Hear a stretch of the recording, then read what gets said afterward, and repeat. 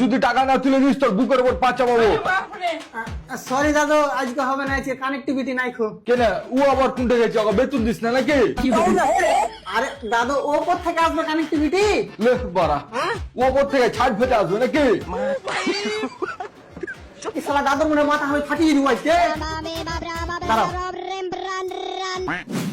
Hello, হবে এটা বল, হার bank অ্যাকাউন্টে টাকা কেন কাটছে বে? সে তো কাটবে। কেন? তোর বালের ব্যাংক অ্যাকাউন্টে মারা পিছনের 1 বছর থেকে ফাঁকা পড়ে আছে। তো ফাঁকা পড়ে আছে তো তোর কোনো জিনিস রাখতে পারিস নি বে?